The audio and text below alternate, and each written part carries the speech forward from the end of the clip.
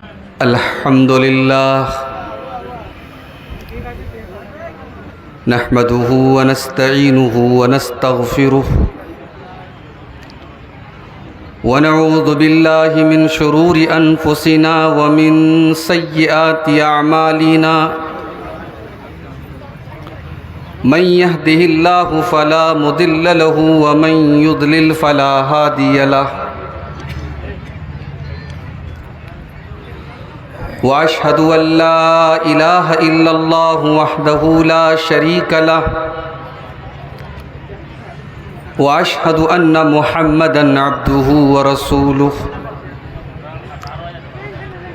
يا أيها الذين آمنوا اتقوا الله حق تقاته ولا تموتن إلا وأنتم مسلمون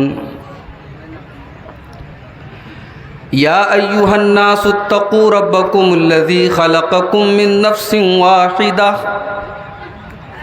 وخلق منها زوجها وبث منهما رجالا كثيرا ونساء واتقوا الله الذي تساءلون به والأرحام إن الله كان عليكم رقيبا يا أيها الذين آمنوا اتقوا الله وقولوا قولا سديدا يصلح لكم أعمالكم ويغفر لكم ذنوبكم ومن يطع الله ورسوله فقد فاز فوزا عظيما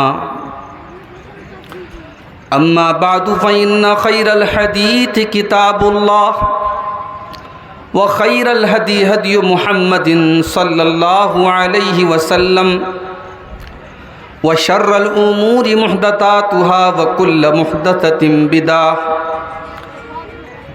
وكل بدعة ضلالة وكل ضلالة في النار أعوذ بالله من الشيطان الرجيم بسم الله الرحمن الرحيم وَلِكُلِّ أُمَّةٍ جَعَلْنَا مَنْسَكًا لِيَذْكُرُوا اسْمَ اللَّهِ عَلَى مَا رَزَقَهُم مِّن بَهِيمَةِ الْأَنْعَامِ فَإِلَٰهُكُمْ إِلَٰهٌ وَاحِدٌ فَلَهُ أَسْلِمُوا وَبَشِّرِ الْمُخْبِتِينَ۔ محترم علماء کرام، بزرگوں اور دوستوں، نوجوان ساتھیوں، پردہ نشین ماؤں اور بہنوں، پیارے بچوں، بڑھتلہ کا آج کا یہ پروگرام جو اللہ کے گھر کی تعمیر و ترقی کے لیے منعقد ہوا ہے، بڑے اتار چڑھاؤ کے بعد یہ پروگرام منعقد ہوا۔ ہمارے مرشد بھائی نے جب اس کے پہلے میں بڑھتلہ میں آیا تھا، اسی وقت انہوں نے ہم سے کہا تھا کہ شیخ ہمارے گاؤں میں مسجد کے لیے آپ کو ٹائم دینا ہے، اور آپ سب جانتے ہیں میرے پاس جب چھٹیاں ہوتی ہیں تبھی میں ٹائم دے پاتا ہوں۔ میں نے بقرعید کی، عید الاضحیٰ کی چھٹی میں موقع سمجھتے ہوئے آج کی تاریخ دی تھی، لیکن اندازہ تھا، خطرہ تھا کہ ہو سکتا ہے بارش کا موسم شروع ہو جائے۔ آپ پروگرام اگر جون کے آخر میں رکھیں گے، جولائی کے شروع میں رکھیں گے، تو ظاہر ہے کہ پروگرام میں بارش کا خطرہ تو رہے گا، اور جو اندیشہ تھا وہ بالکل صحیح ثابت ہوا۔ اور کل جب میں بنارس سے نکلنے والا تھا، دوپہر میں 3 بجے کی میری ٹرین تھی، ٹرین 5 گھنٹہ لیٹ ہو گئی۔ اس کے بعد اسٹیشن کے لیے گھر سے نکلنے والا تھا، بہت زوردار بارش شروع ہو گئی، میرے گھر کے باہر سڑک پہ پانی جمع ہو گیا۔ گھر کے لیے نکلنے کے 1 گھنٹہ پہلے میری چھوٹی بچی سیڑھی پر سے گر گئی، اس کی ناک میں منہ میں چوٹ آ گئی۔ میری اہلیہ نے کہا کہ یہ سگنل کیسے ملنے، جانا ہے کہ نہیں جانا ہے؟ کہیں ایسا تو نہیں ہے اللہ تعالیٰ کی طرف سے سگنل مل رہا ہے کہ مت جاؤ؟ میں نے کہا نہیں بھائی، پروگرام ہے اور وعدہ ہے اور ہم نے ترتیب بنا لی، ہمیں جانا ہے انشاءاللہ۔ اور آج صبح 10 بجے جب میں پہنچا فرکہ ایکسپریس سے آپ کے فرکہ میں، تب بھی میں نے دیکھا کہ بارش ہو رہی ہے، اور مجھے راستے بھر یہ اندیشہ ہوتا رہا پتہ نہیں پروگرام ہو پائے گا کہ نہیں ہو پائے گا۔ میری تقریر نہ ہو وہ ایک الگ مسئلہ ہے، لیکن اگر پروگرام نہ ہو اور جس مقصد کے لیے پروگرام ہو رہا ہے بڑا نیک مقصد ہے، اللہ کے گھر کا معاملہ ہے۔ اور ایک بات میں کہنا چاہوں گا میرے بھائی، مسجد میں جن لوگوں نے 10 روپیہ کا بھی چندہ دیا، 10,000 کا چندہ دیا، 1 لاکھ کا دیا، میں سب سے کہوں گا کوئی اس غلط فہمی میں نہ رہے کہ مسجد ہم بناتے ہیں۔ ہم تو بس اپنا ایک تعاون پیش کرتے ہیں، مسجد اللہ کا گھر ہے اور اللہ اپنے گھر کو بنانا بہت اچھی طریقے سے جانتا ہے۔ یہ نوجوان جو اخلاص کے ساتھ اٹھے ہیں اس مسجد کی تعمیر کے لیے، مجھے پورا یقین ہے کہ یہ مسجد انشاءاللہ تعمیر ہوگی، شاندار مسجد تعمیر ہوگی، اور اللہ سے دعا بھی کیجیے اللہ ان نوجوانوں کے جذبے کو قبول فرمائے۔ مہینوں کی محنتوں کے بعد میرے بھائی پروگرام ہوتا ہے، کئی راتوں کے جاگے ہیں یہ نوجوان، کئی ہفتوں کی محنت کے بعد یہ پنڈال سجا ہے، اور مجھے خوشی ہے اس بات کی، بارش کے باوجود اور موسم کے ناساز ہونے کے باوجود مجھے امید نہیں تھی کہ اتنی تعداد بھی پنڈال کے نیچے آئے گی۔ آپ حضرات آئے ہیں، میں آپ کا شکریہ ادا کرتا ہوں، جو نہیں آئے ہیں میں ان کا بھی شکریہ ادا کرتا ہوں۔ آپ میری تقریر سنیں نہ سنیں، اس سے اہم چیز یہ ہے کہ آپ اس مسجد کی تعمیر میں جس کی 10 روپے کی حیثیت ہے وہ 10 روپیہ دے، جس کی 1 لاکھ کی حیثیت ہے وہ 1 لاکھ دے۔ اللہ کا گھر ہے میرے بھائی، دنیا کا سب سے بہترین کام ہے مسجد کی تعمیر کرنا، ایمان کی نشانی ہے۔ اللہ تعالیٰ ان لوگوں سے محبت کرتا ہے جو اس کے گھر کی تعمیر میں حصہ لیتے ہیں۔ ابھی آپ نے سنا شیخ مرتضیٰ صاحب اعلان کر رہے تھے، صاحب اینٹوں کا انتظام کر دیجئے، 10 گاڑی اینٹ کا انتظام کر دیجئے۔ بہت بھائیوں نے اپنا نام بھی لکھوایا کہ ہماری طرف سے 1 گاڑی، ہماری طرف سے 1 گاڑی۔ اللہ کی قسم یہ جو اینٹیں دی جا رہی ہیں مسجد میں، کل قیامت کے دن یہ اینٹیں گواہی دیں گی کہ اے اللہ اس مسجد کی تعمیر میں اس کا بھی حصہ تھا۔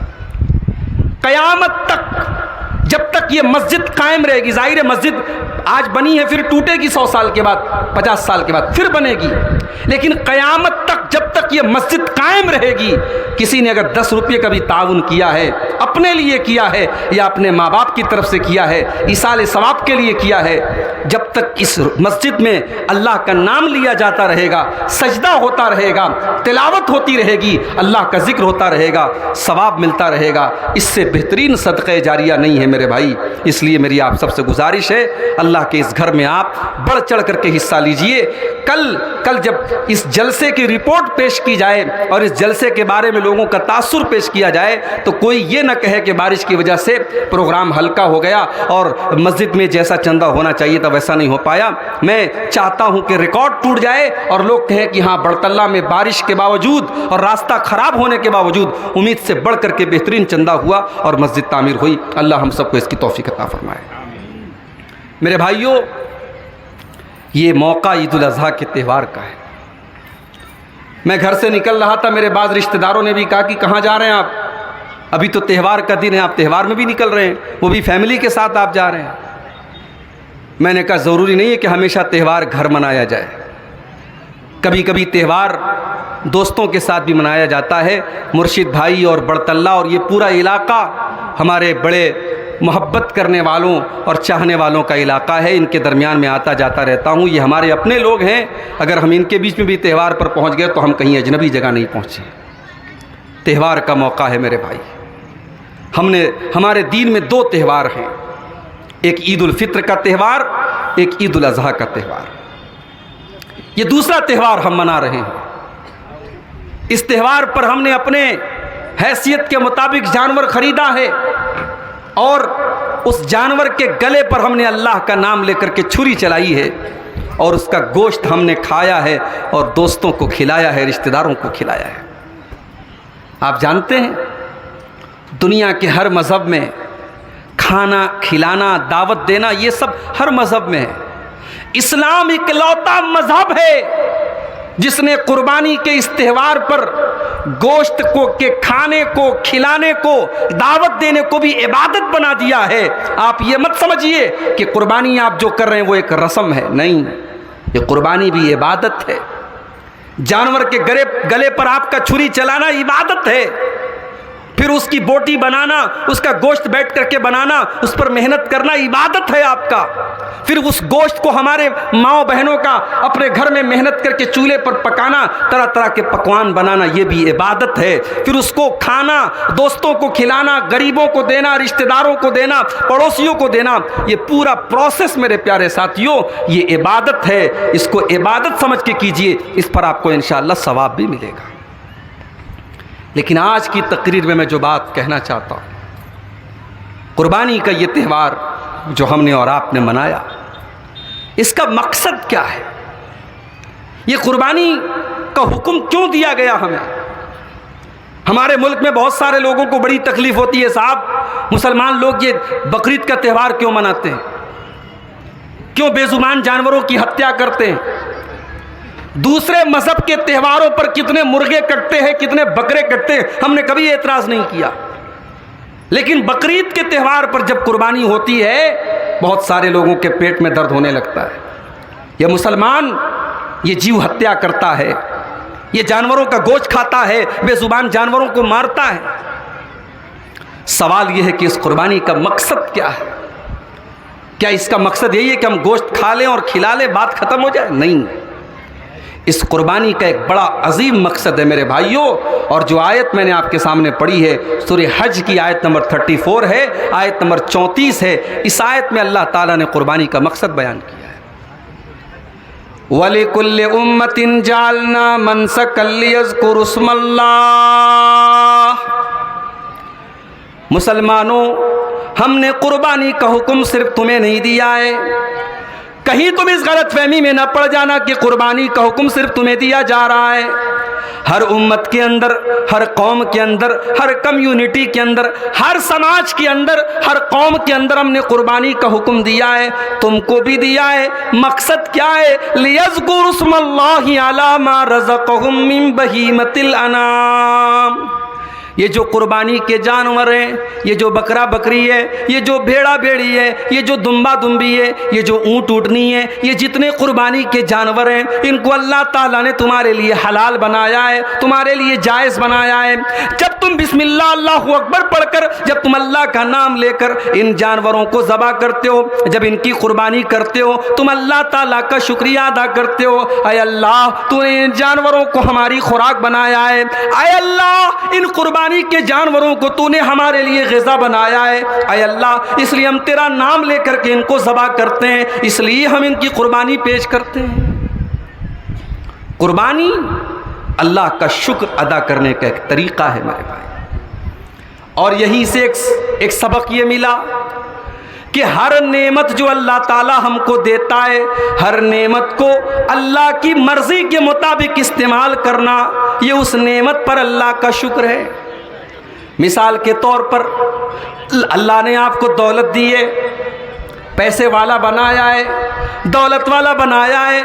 अब दौलत के ऊपर अल्लाह का शुक्र ये कि आप दौलत को सही जगहों पर इस्तेमाल कीजिए, गरीबों की मदद कीजिए, यतीमों की मदद कीजिए, बेवाओं की मदद कीजिए, मस्जिदों की तामीर कीजिए, मदरसों का ताउन कीजिए। आप हर उस जगह पर दौलत को खर्च कीजिए जहाँ दौलत इस्तेमाल करने से अल्लाह खुश होता है।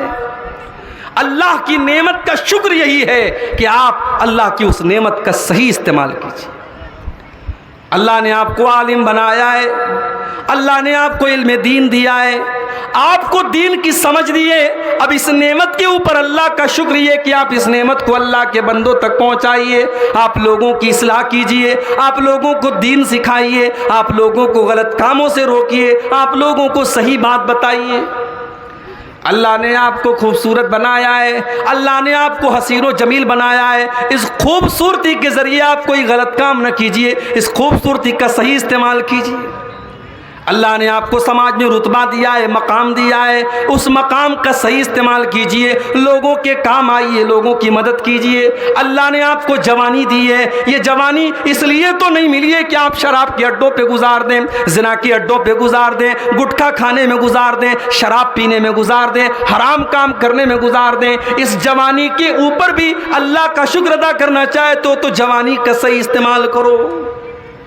آج ہمارا نوجوان بیچارہ جوانی میں بالکل بے لگام گھوڑے کی طرح ہوتا ہے، کتنے غلط کام انسان کرتا ہے، لوگ یہ کہہ کر کے نظر انداز کر دیتے، یار جانے دو یار، جوان آدمی ہے، جوان خون ہے۔